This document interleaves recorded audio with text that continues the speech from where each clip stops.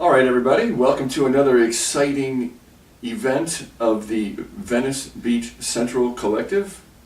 And today we're going to be discussing the development of the VeniceVille band with our impresario Nickie Black, who's going to be sponsoring and producing jointly the exciting upcoming VeniceVille Players For sure. ensemble. Most definitely, and it definitely is a collaboration. So yes, definitely, it's a good point, a joint venture, for sure. Yeah, we've been working together a while, many years actually, in various acts and with the talking stick and trying to promote, you know, the art of the era and modernize, you know, the concept. Exactly.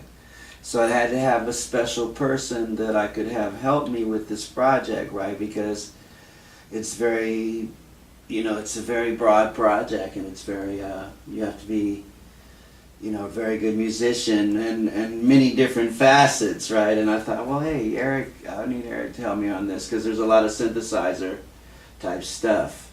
Right, in this sort of almost a 70s type of era. Yeah. That we're trying to recapture. You know, music was very good back then. Exactly. That's the whole point. The whole vision is that I think that era, which I'm going to call electro jazz at this point in time, is very underrepresented when we're talking about the history of jazz, right? Or like that underplayed or downplayed, right? When a lot of the geniuses from the 60s made a smooth transition right into the 70s, like a Freddie Hubbard, which some of his best work had electronic stuff, like a Herbie Hancock, who's a lot of his most innovative stuff, and I will say he's one of the most innovative people, you know, that I'm trying to represent and emulate. Yeah, that with his work, and they didn't have anybody. The synthesizer was brand new. He created those sounds that we use now, right? And I'm a big fan of electronic music. Right, so these were like some of the electronic pioneers. So that's why I want to you know, continue the genre. But also, I think we as musicians, right, can grow. You know, you have to be a good musician. You have to challenge yourself in this genre as well, just like the acoustic jazz of the '60s. But even the acoustic jazz of the '60s, right, there were some where funk was starting to even influence that. So there was a period called the funky period of jazz, right, where it was less about the changes and more about the rhythms. So I like playing that. Yeah, we've been having a good chemistry in this area, and of course we all, as musicians, interpret in our own way and add our own flavor to interpreting the past and bringing it into the present. Exactly. They're like, we're taking some of the most difficult pieces and treating them like exercises, right? I mean, who knows where this band will end up?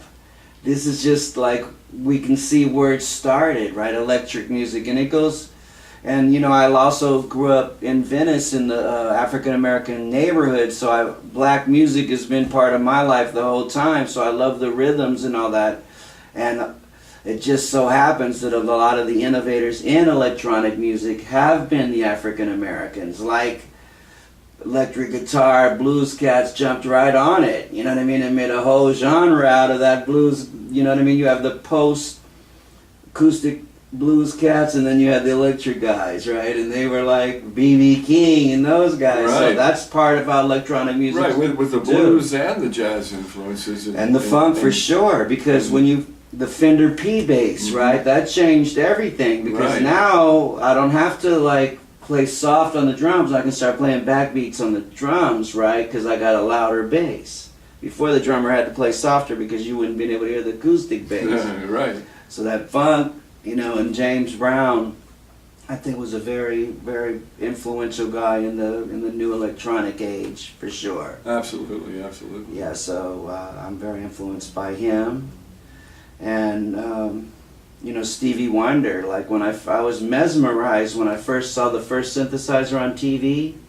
I was completely mesmerized. Yeah, so genius, and he was quite the multi-instrumentalist as well. And exactly. So this is like classical music we're playing, and that's why I stepped to you first, because you're on that level.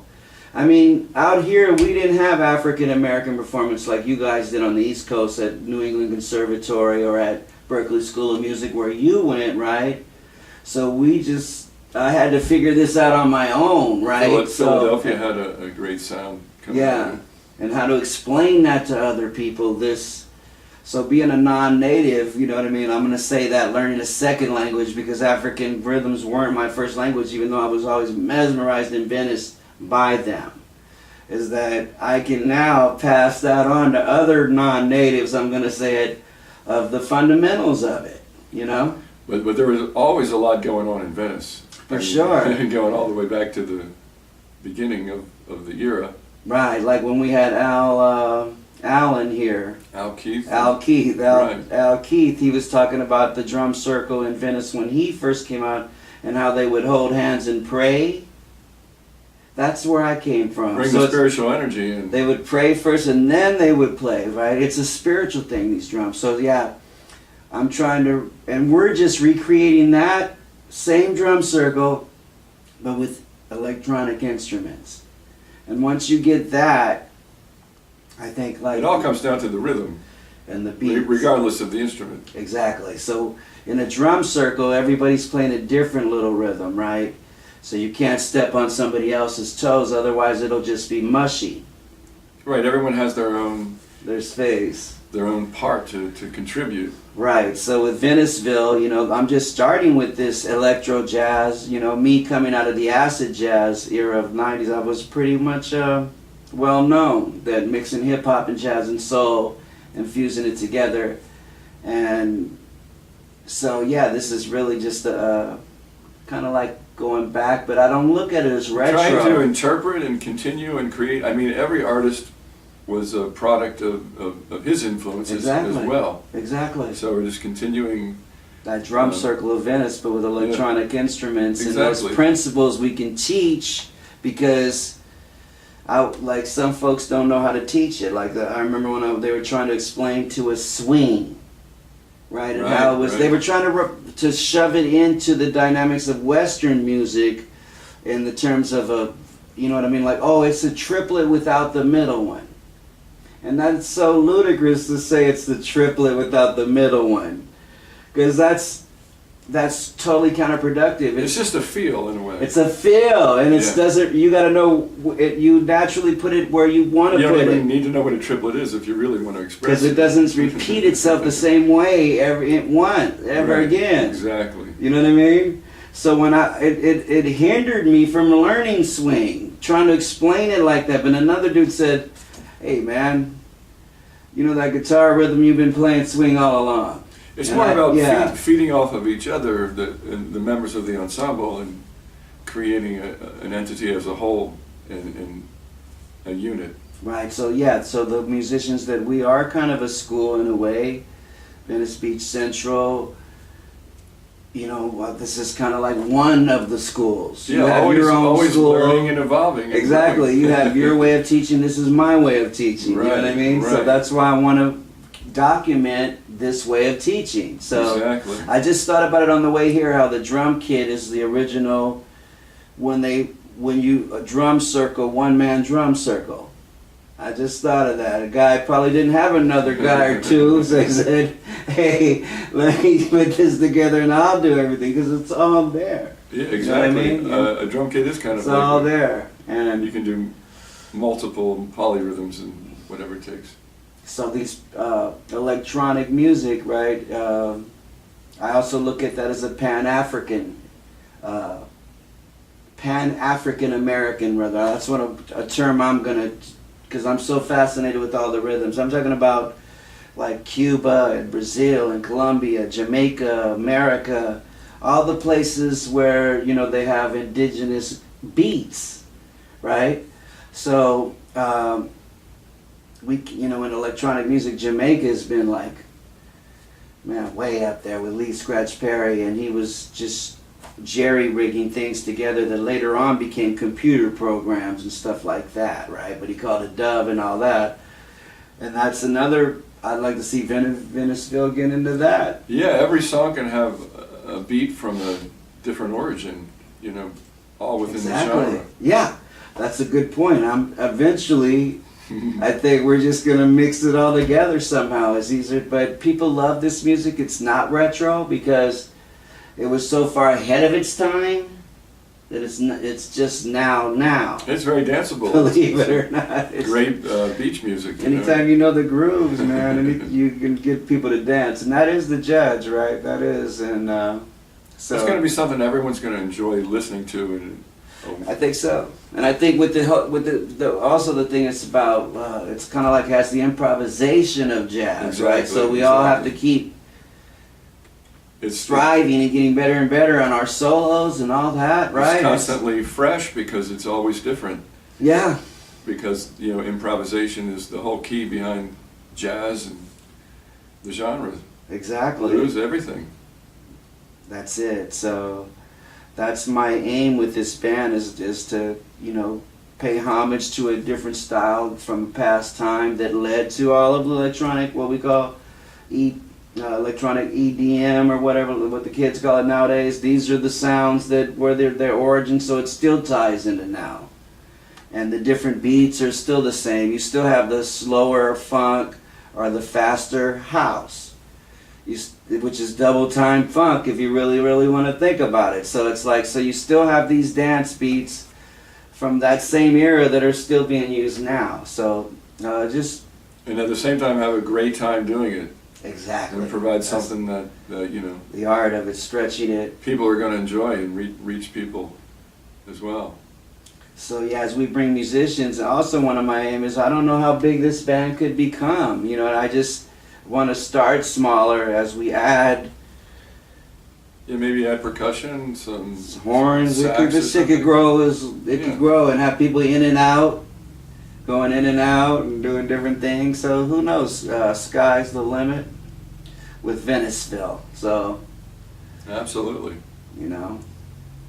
And Up and coming. that's it. So as we bring this new bass player, and we did lose our bass player recently due to he passed away, but he was there a lot. But yeah, we're teaching these concepts of African rhythms. Don't play the same rhythm twice.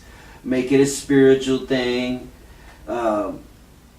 Each one in the drum kit is also the boys in the band are right in the drum kit. Like for instance, I'm listening to as the guitar player, I'm more like that chicka type instrument or a guitar is a percussion instrument. Yeah, it's like the technically speaking. what do you call that? Kabasa? Shaker? The shaker. No, it's the tambourine. It's like a tambourine, so it's like a hi-hat. I'm seriously, when I'm playing rhythm, I'm listening to the hi-hat and locking into it. So bass player should be locked in to the bass drum. The snare is kind of like keyboards, so it's all right there. So I'm glad you reminded me of that. In that James Brown movie, he went around to the whole band. Hey, Maceo, who's a sax player or whatever, what's your instrument? Sax? No, drum. So he was moving music into this way of thinking of every instrument as a drum. Everything a has percussion to be instrument. rhythmically interwoven. In this style. Mhm. You know what I mean? That everything's drum oriented, and that's what, to me, like the super musicians of America, because we do study the European and the African ways. We've been able to mix them both together. We've been so blessed to learn from both schools. You know what I mean? That it's made us super. I'm serious, and I'm trying to get more super. Bring it all together There you go, man. in one overall presentation. Well, man, I really am honored that you're the one that, of all people, that were interviewing me the first time. Really, man, because Venice Beach Central and the Well, it's actually an honor to Thank you. be Appreciate involved it, man. in continuing the legacy. Exactly, because just because you're not like success in the arts is different things to different people. For me, it's more like playing with artists like yourself, right? Being on the level of a professional, whether it means you're making money at it or not. Well, success can be defined in many different ways. Yeah, for me, I'm a If you have bohemian. good people in your life and you're healthy and you're happy, that's success. Yeah, and I've always been a bohemian, so it's like art for art's sake. But I have a funny feeling we might make some money at this. I really do, because we have some It could good be a nice hearts. byproduct of the entire event. And I think that is the delivery.